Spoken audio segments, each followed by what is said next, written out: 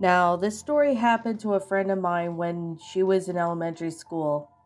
We'll call her, for privacy reasons, I'm not going to really give out her last name, but we'll call her Dorothy. Dorothy was about 12 years old when this took place, and this happened back in 2012.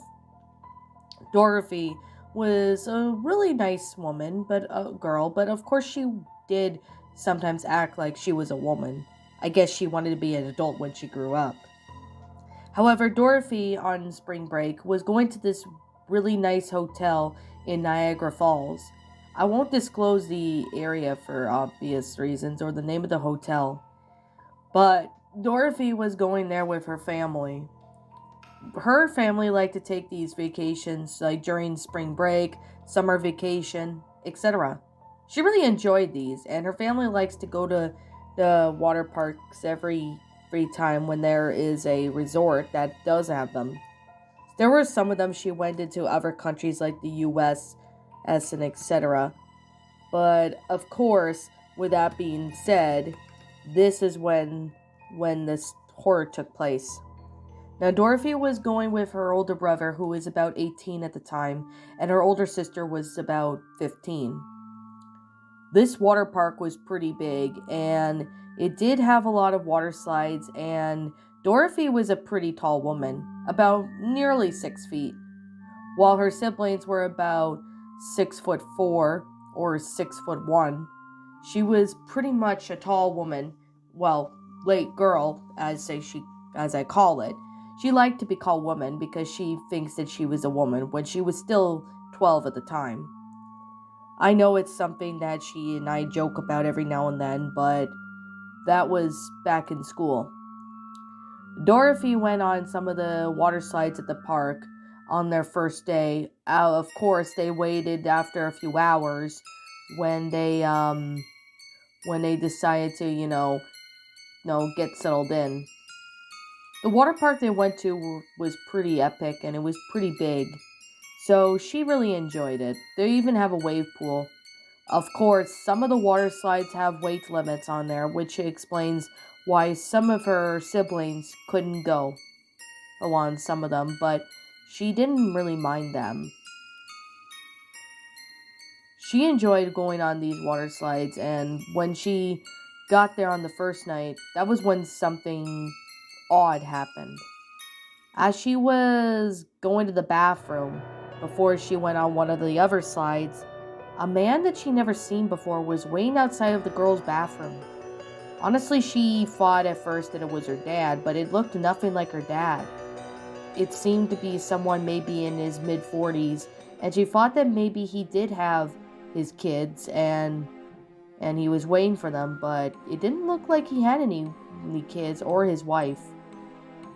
Apparently, this man then just stared at Dorothy and gave her a really unsettling look. She honestly didn't even know what it was, but something about this man, really clearly freaked her out a bit. This man asked her if she was okay, and she said she was fine, but she was just gonna go find my parents. Of course, her sister came in to check on Dorothy, and that's when the man backed off.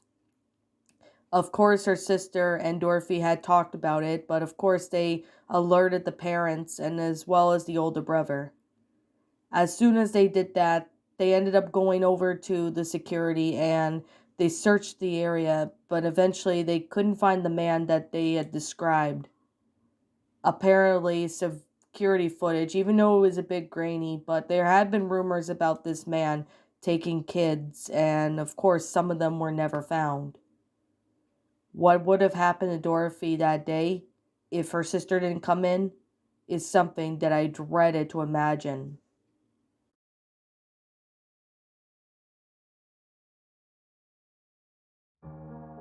So, this took place about maybe a few years ago. I think it was around maybe 2015 or 16, but this happened during spring break to me.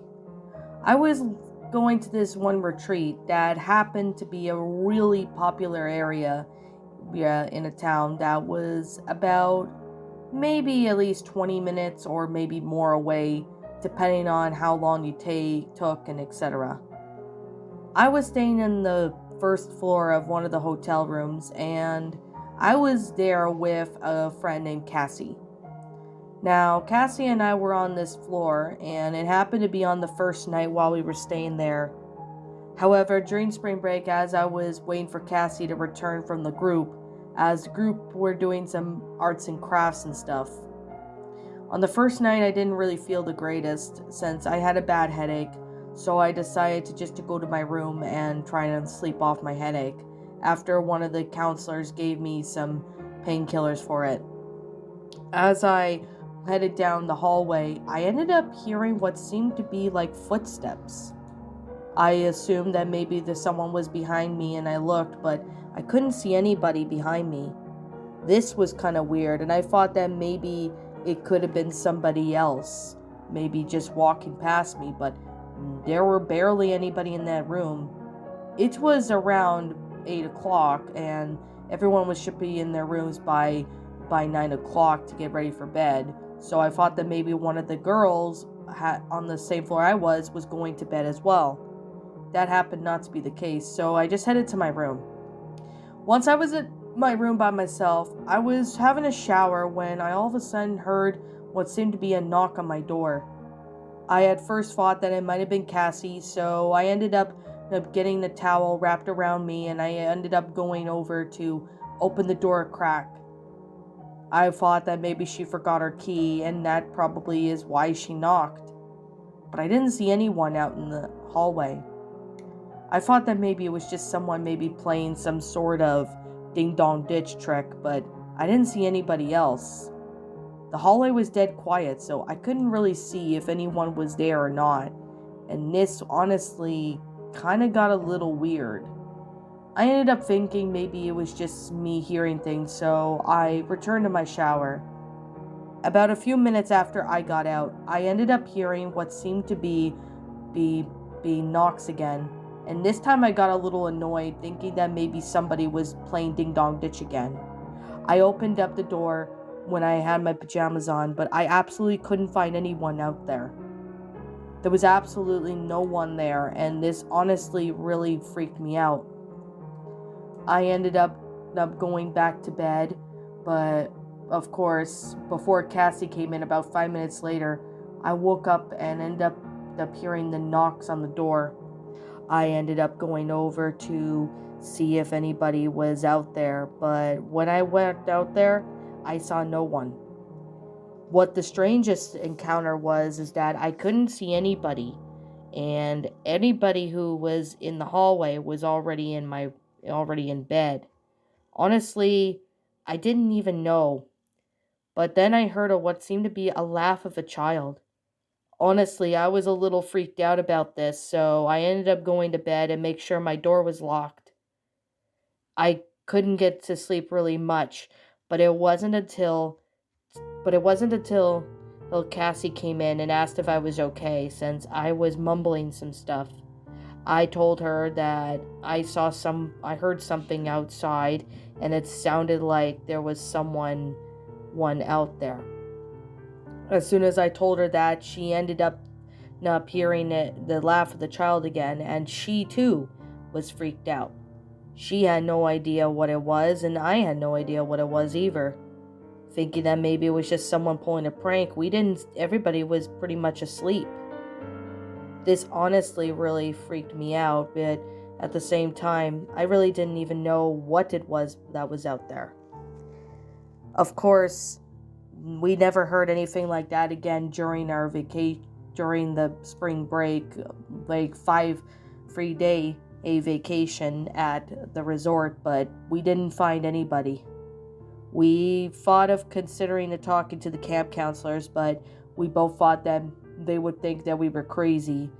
We just left it alone, thinking whatever happened on that night while I was there, I have a feeling whatever it was completely paranormal.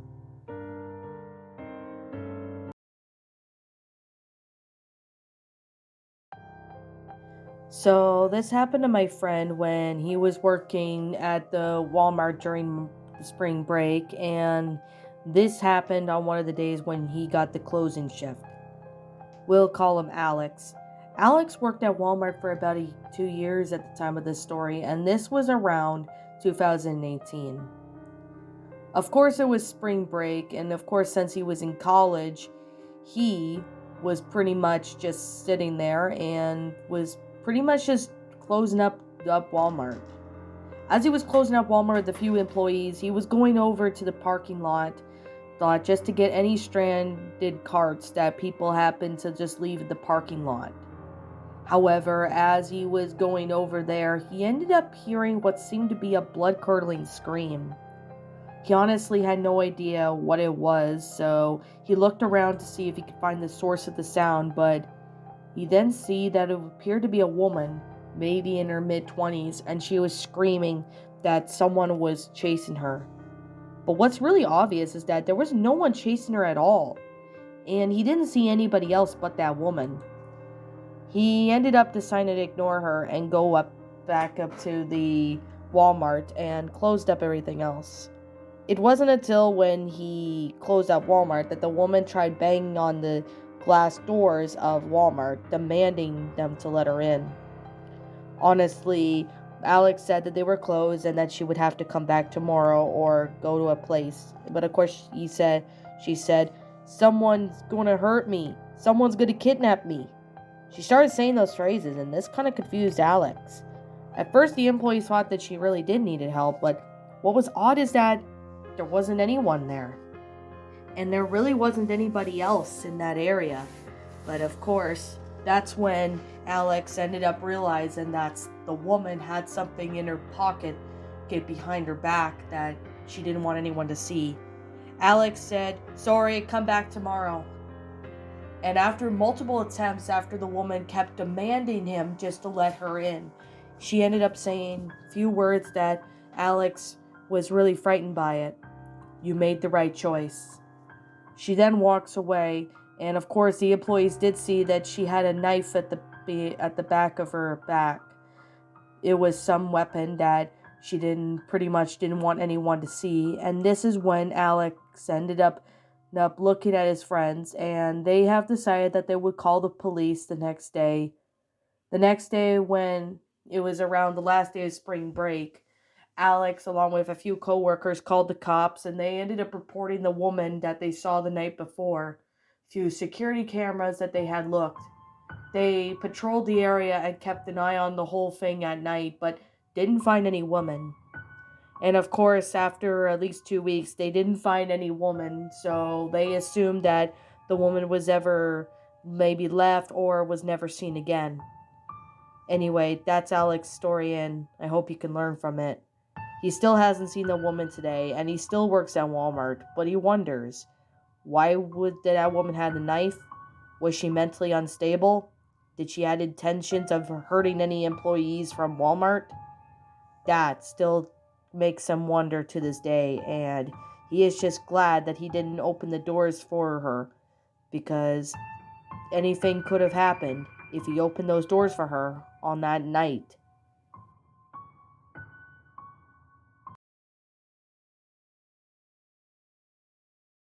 So this happened in a spring break, and this happened in one of my friends who happened to be living at around my neighborhood.